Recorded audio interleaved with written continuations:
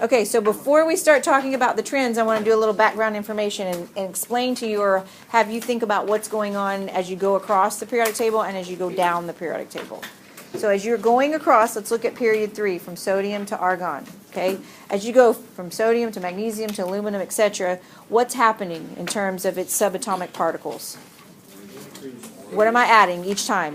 When I go from one square to the next, I'm adding a proton and an electron. Okay, and when those protons are being added, where do they go? In the nucleus. And when the electrons are being added, where do they go? Into the cloud. No one understands the cloud. Okay, so the protons are going into the nucleus. The nucleus is small and densely packed. Okay, so when you're adding the protons, are they acting individually or are they acting as a collective unit? Well, they're repelling each other. No, I'm talking about just the protons in the nucleus. Let's say we're in sodium, are those 11 protons acting as 11 individual things, or are they acting together collectively? Together collectively. They're in the nucleus, it's small and densely packed, they're really close together. Okay. The electron, however, when it's going in the electron cloud. Is the electron cloud acting, not the electron cloud, is the electrons individually, are they acting as collective or individual? Individual, because they're in their own orbitals, right? Spinning in opposite directions. Even if they're paired up, they're not going around 2 by 2 like Noah's Ark, right? They're going around like this, okay, round and round. So they're actually acting individually. Now, there's 11 of them, so together the positives and the negative balance each other out, okay? So as I go from sodium to magnesium to aluminum, I'm adding more protons to the nucleus, so what's happening to my nucleus? It's getting more positive, right? Okay, we call that its effective nuclear charge. As it goes across, its effective nuclear charge is getting stronger because they're acting together.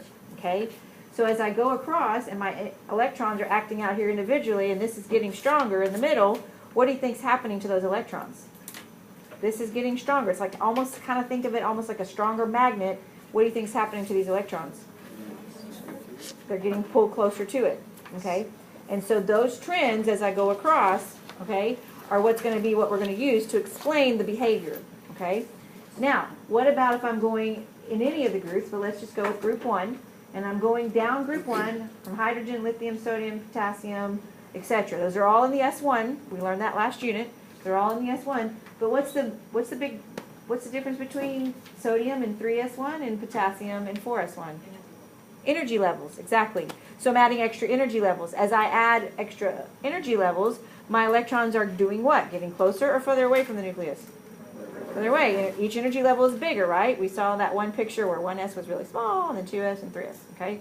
So our energy levels are adding our size to it as well. Okay? So keep those things in mind as we talk about the trends. Okay? Keep those things in mind. Okay, so we already talked about valence electrons in the last unit. They are the outermost S and P orbitals. Okay, they're the ones that are available to be lost, gained, or shared. This is just reminding you what we talked about already.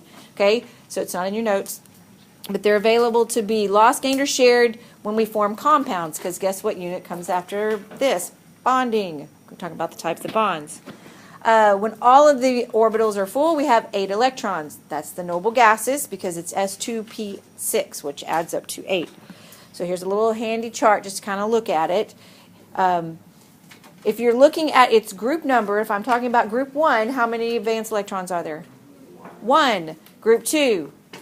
2. How many valence electrons in group 13? 3, because I have the S2 plus the P1. Okay. In group 14? 4. So if you look at the periodic table and you look at groups 13 through 18, what can you do to the group number to figure out your valence electrons? Take off 10. Okay. You cannot do that for the Ds. Okay. They're a special case. Okay. Because they have various amounts. Most of them actually have 2 valence electrons, except for those exceptions we learned about, and they have 1 valence electrons. However, they like to take things from their d orbitals and give those away too. So things like iron can actually form 2 different charges. It can give away 2 or 3 and form a +2 or +3. So you can't do the take 10 away from the group numbers on the D block. Okay. So first trend is atomic radius. Okay. Atomic radius is the measure of the distance between half of the distance of one nuclei and an identical joined in an adjacent molecule. They're very, very small. When we're talking picometers. Okay, does anybody remember what the exponent for pico was? 12. So that's a trillion, right? Trillionth of a meter is what we're talking about. So very, very small.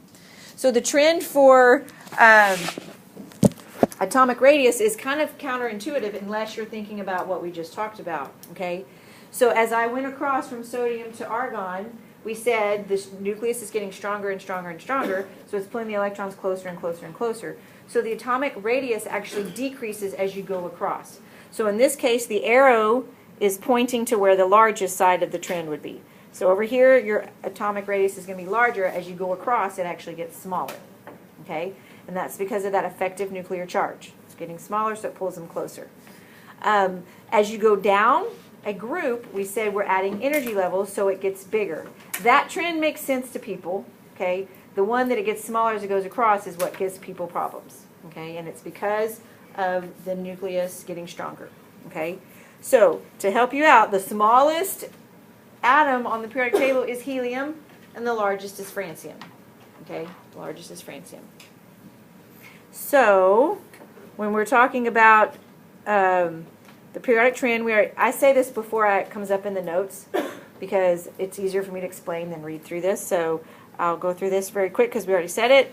As you move left to right, you're going to decrease the size because your nucleus is getting larger and more positive, but it's still pulling on the same number of energy levels. So which of these atoms would be larger? Zirconium or tin? They are in period 5. Zirconium is 40, tin is 50. Which is going to be larger? Zirconium, because it's on that side of the periodic table. What about lithium or cesium? Which is going to be larger? Cesium's got more energy levels, a lot more energy levels. Okay? When we talked about the group trend as you go down, it gets bigger, and we talked about the fact that we're adding energy levels, but we did not say what it's called. That is called shielding. Okay? Shielding. Because basically the outer electrons, remember it's about the valence electrons, are being shielded from the nucleus by all the electrons in between. Okay? So in the case of sodium, it's got 11 electrons, 3 energy levels. Okay? So its outer electron has 10 between it and the nucleus, and it's in the 3rd energy level. But francium has 86 other electrons, and it's got 7 energy levels. So the effect of the nucleus on that outer electron for francium is not very much. Okay? It's very high in hydrogen and lithium in that group, but it's very, very low, the effect of the nucleus, and we call that shielding. Basically, they're being shielded by the other electrons. Okay? Shielding increases as you go down a group because there are more core electrons. Okay? It does also slightly increase as you go across a period, but typically we use effective nuclear charge to go across a period and explain trends.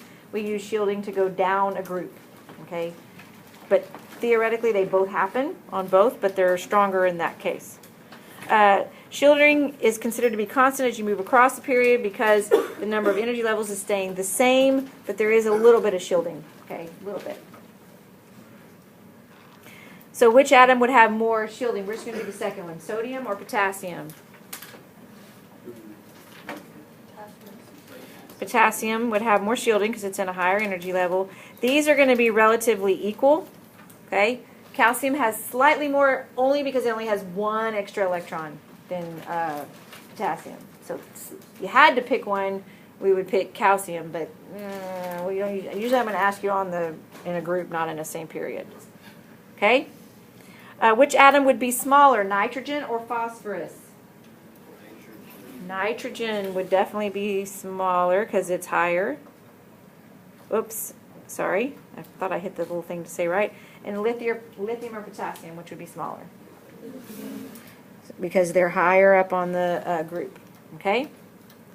The next trend has the exact opposite arrows as atomic size. But if we're remembering it in terms of what's going on with the atoms, they make complete sense. Ionization energy is the measure of ease with which we can remove an electron from a gaseous atom or ion. Okay? It's called ionization energy. Sometimes it's ionization potential, but I almost always use ionization energy. Okay? It's the energy required to remove the outermost electron. So the first ionization energy is the energy required to remove the first electron. What do you think the second ionization energy is? To remove the second. And the third? Okay, etc., etc. You can go to 5th, 6th, 7th, 8th, whatever. Okay? So the trend is, as you get, remember, as we go across, we're getting smaller and the electrons are getting closer to the nucleus. So if the electron is closer to the nucleus, it's harder to take away the electron. So it requires more energy. So your ionization energy would increase. Okay? Because now it's harder to take away that electron. As you go down the group, and that electron is getting further and further away, the nucleus doesn't have much of an effect on it, so it's easier to take it away, so it has a lower ionization energy. Okay? So the highest ionization energy is helium, which also happened to be our smallest atom, right? And the largest is francium, or the lowest ionization energy is francium, which happens to be the largest atom. And it's all about where that electron is in relationship to the nucleus. So, I mean, you can memorize the trends for a test.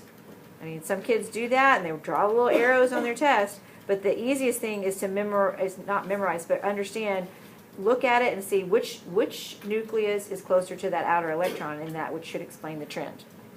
Okay? This is all the same stuff I just said. Okay, so you can look through this if you want to pull it up on Canvas later. So it's all the same stuff I just said. So I'm just going to do some examples. I want to do an extra paper here. Okay, so I like my own examples. I don't like the ones that has in there. So which would have a higher ionization energy, nitrogen or fluorine? Fluorine would have a higher ionization energy. Okay. What about potassium or vanadium? Vanadium's 23. Vanadium. Phosphorus or bismuth? Which one have a higher ionization energy? Phosphorus, right? It's closer to the nucleus. Okay, its electrons are closer to the nucleus. Okay. Now, little side note, you might want to write this down about ionization energies. We talked about the first ionization energy was if you remove the first electron. Second one is if you remove the second, third, etc. Okay? All right, so you can keep going. But if you look at the pattern in an ionization energy, you can figure out how many valence electrons that atom probably had. Okay, so I'm going to make up these values. Let's say I have an atom and its first ionization is 750 kilojoules per mole. The second one is like 1100 kilojoules per mole. Third one is 12,000 kilojoules per mole. Okay, I'm just going to stop there. Okay, so if I were to look at this atom, could I figure out about how many valence electrons I thought it had? How? Well, look at the pattern. What happened in the pattern? Well, they're all, each time it's going to increase. But do you notice anything about the increase? When is it the most of the increase? Between 2 and 3. Okay? So if you look at a series and you see there's a huge jump, that means that they're taking a core electron. So most likely this was a group 2 element that has 2 valence electrons. Because the first 2 came off with a relatively normal amount of increase. But then there was a huge jump in that third. So that means it was taken from the core electrons. So this was most likely a group 2 element that removed its 2 valence electrons. The next trend is electron affinity. Okay? If you have an affinity for something, what does that mean? You like it, you love it, you want some more of it, right? Electron affinity is pretty much the opposite of ionization energy. Remember, ionization energy is the amount of energy to remove an electron. Electron affinity is the energy change that accompanies adding an electron, okay? the desire of an atom for another electron, okay? So basically, if it's something that's really hard to remove an electron from, it has a high ionization energy, it's going to have a high electron affinity because it really wants its electrons. So like chlorine wants an electron a lot more than sodium does, right? Chlorine has how many valence electrons? 7. It needs how many more to get to 8? 1. So it just wants that one really, really bad. But sodium has how many valence electrons? 1. Does it want 7 more? No. What does it want to do? Get rid of the one it has, okay? So you can look at it in terms of that. Think about it. They're all trying to get to 8 because 8 is great, okay? So fluorine has the highest electron affinity. Why not group 18? Why wouldn't they have a high electron affinity? They already got their 8. Yeah. And then francium has a very, very low electron affinity. It does not want another electron. It wants to get rid of the one it has. And it does so violently. Remind me to show you all the video tomorrow. Okay? Same thing we just talked about, periodic trend. The periodic trend follows the same thing as ionization energy because it makes sense. If one is really wanting to get rid of an electron, it's not going to want one. So it's going to have a lower electron affinity. Ionic radii is the difference in the size between the ion and the parent, which is a whole atom. Okay? We said last time that cations are positive, and they're giving away their electrons. Okay? So logically, in the real world, if I'm giving, let's say me, I lose weight, what do I get? Bigger or smaller? Smaller. Okay? So if I lose electrons, what am I going to be? Smaller. Okay? And that's because of that effective nuclear charge. In the case of sodium, it's got 11 protons and 11 electrons. It gives away, now it has 11 protons and 10 electrons. So now its nucleus is even stronger because there's less electrons. So it pulls the electrons even tighter. Okay? If I gain weight, what happens to me? I get bigger. Same thing with electrons. If I gain electrons, the ion gets bigger. Okay? So on the metals, your next blank, your metals will, here's a hint, put a star by this. Metals always give away their electrons. Metals always give away their electrons, and so their ions are smaller than their parent, than the original atom. Okay? So a potassium atom would be larger than the potassium ion. Okay?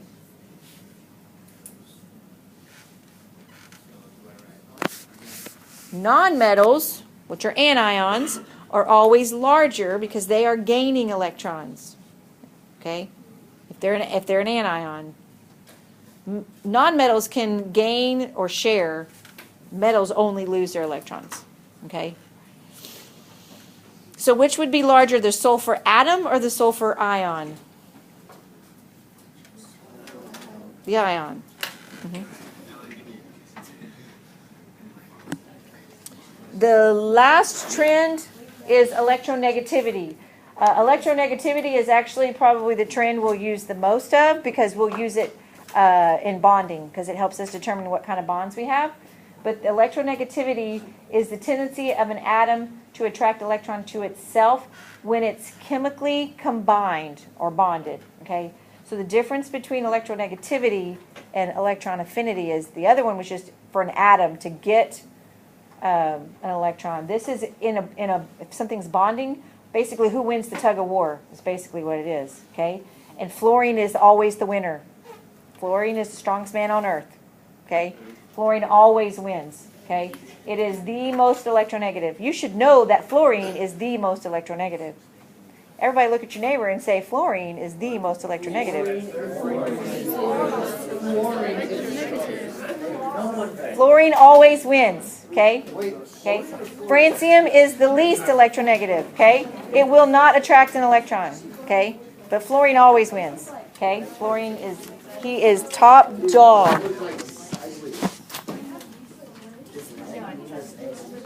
Okay, so in general, metals have very low electronegativities because what did I tell you metals always do? They always give away, okay? When I tell you that fluorine is the most electronegative, it's got a rating of 4, okay? And everything else is relative to fluorine. Everything else is done based on fluorine. Okay? Who did Linus Pauling? Is it fluorine spelled Oh! wrong? So it is. You can take points off on my quiz. Okay, you go for that. But you know what? For noticing that and correcting my error, I'll give you a piece of candy. There you go, Dave.